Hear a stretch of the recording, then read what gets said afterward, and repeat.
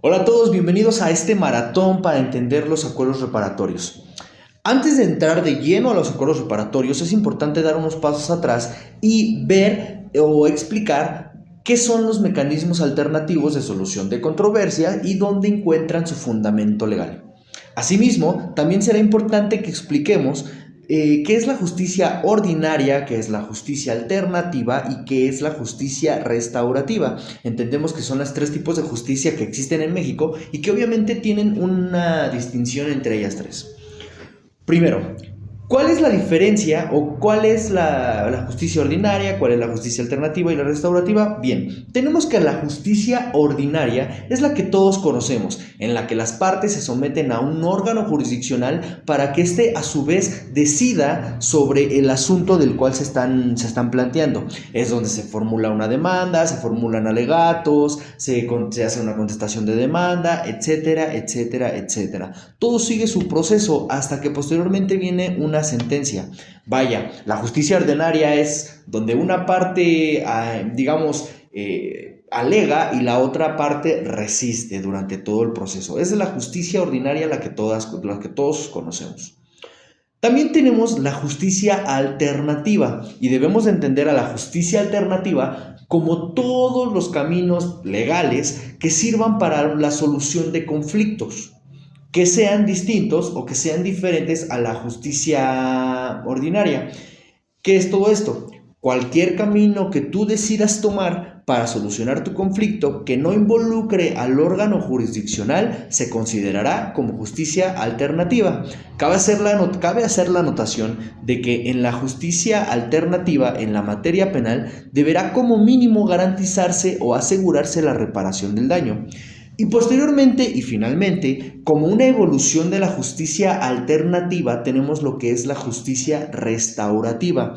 Como característica principal es que la justicia restaurativa es perteneciente solamente al derecho penal.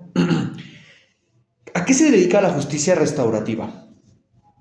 Sí se enfoca a la reparación del daño. Claro que es una de las cosas que más le interesa, que la víctima del delito obtenga su reparación del daño. ¿Qué es esto de la reparación del daño? En materia penal, la reparación del daño es a lo que las víctimas tienen derecho después de que se les haya cometido el delito para arreglar ese daño que ellos o ellas sufrieron. Ojo, no necesariamente debe de ser monetaria siempre. Puede ser monetaria, puede ser con distintos tipos de condiciones a los cuales el imputado se debe de someter. Pero eso lo veremos más adelante. Ahorita cabe decir que la justicia restaurativa sí se enfoca en la reparación del daño, pero va más allá. Le interesa que la persona que haya cometido el delito se reinserte en la sociedad. Se dedica a la justicia restaurativa a la reparación del tejido social. Vaya, en palabras más concretas, debemos entender que la justicia restaurativa se encarga de la rehabilitación de la víctima después del delito, pero también se encarga de la rehabilitación del imputado después del delito. Habiendo explicado cuál es la diferencia entre estas justicias, debemos entender que nosotros vamos a trabajar o vamos a ir explicando todo este tema mediante la justicia restaurativa. Ahora bien, los mecanismos alternativos, ¿dónde encuentran su fundamento legal? Como en primera instancia encuentra su fundamento legal en el artículo 17 de la Constitución mexicana en su párrafo cuarto, que dice que las leyes deberán prever mecanismos alternativos de solución de controversias y en materia penal deberán regular su aplicación.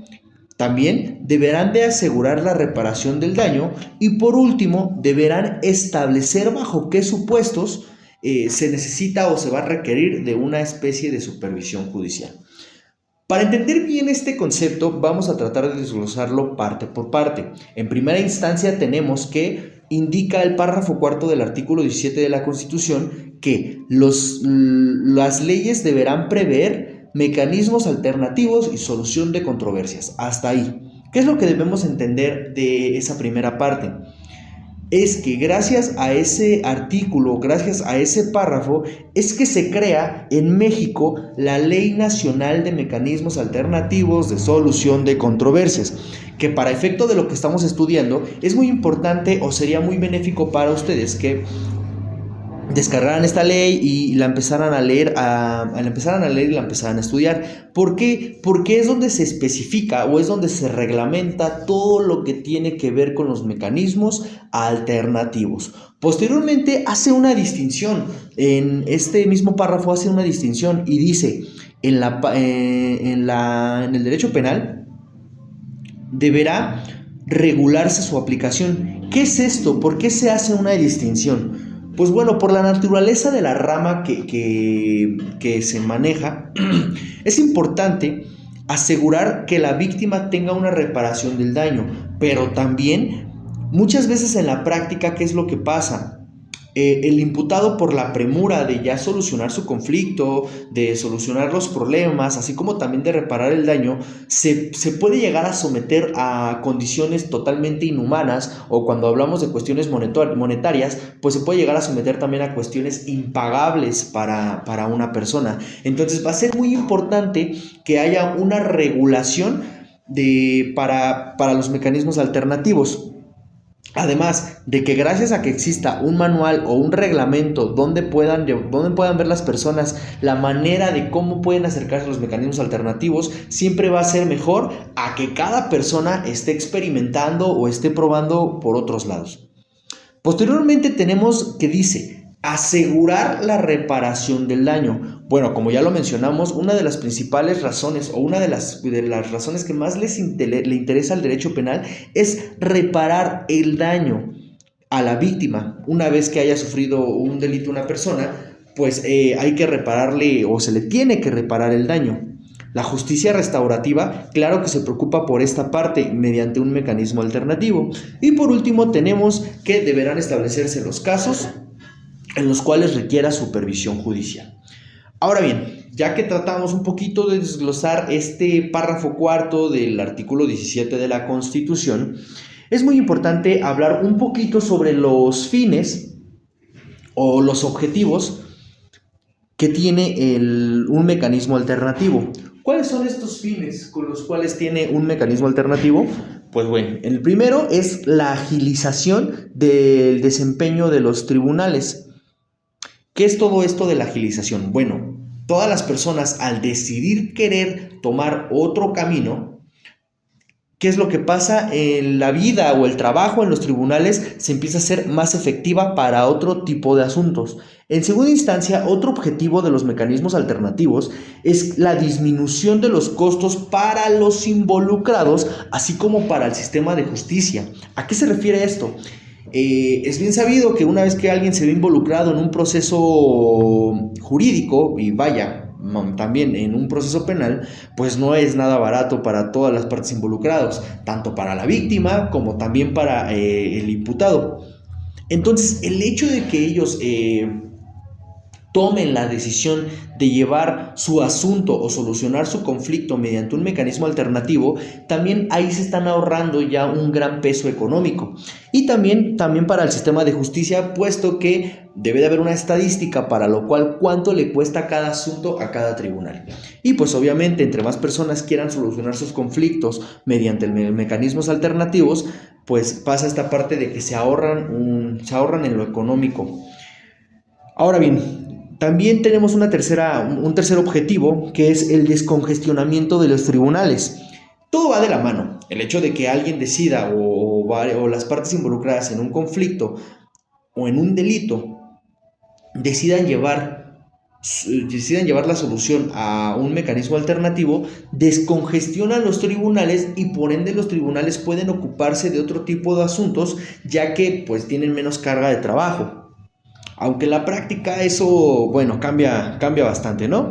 Y por otro, la satisfacción de la víctima. ¿Qué es esto de la satisfacción de la víctima como objetivo de los mecanismos alternativos?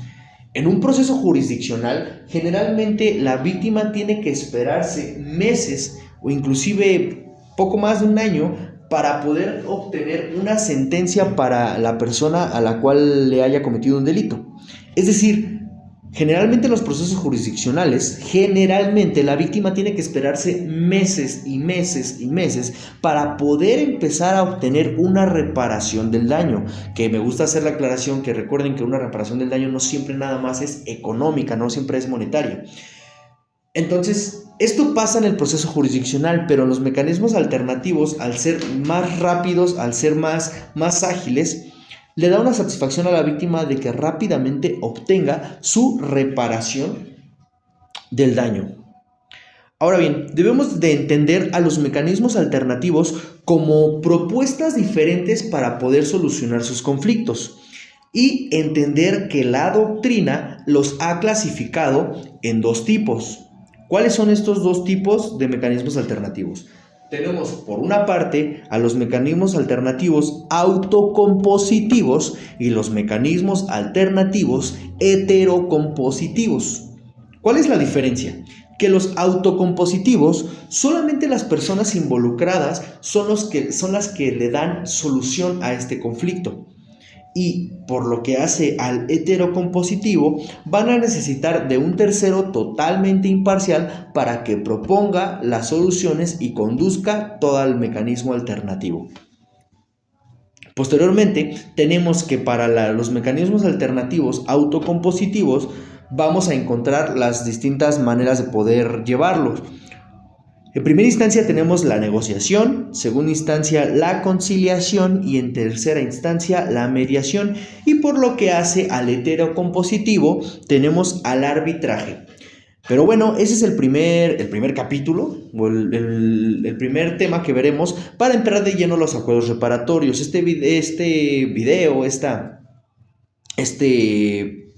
capítulo fue meramente inductivo, fue solamente inducción. Vamos a irnos así poco a poco para poder entender de lleno qué son los acuerdos reparatorios. En el próximo video, en el próximo capítulo, vamos a explicar los principios bajo los cuales se rigen los mecanismos alternativos. Nos vemos en el capítulo 2 y espero que esta información les haya servido mucho y espero que dejen algún tipo de comentarios para cual pueda hacerse enriquecedor toda esta situación. Adiós.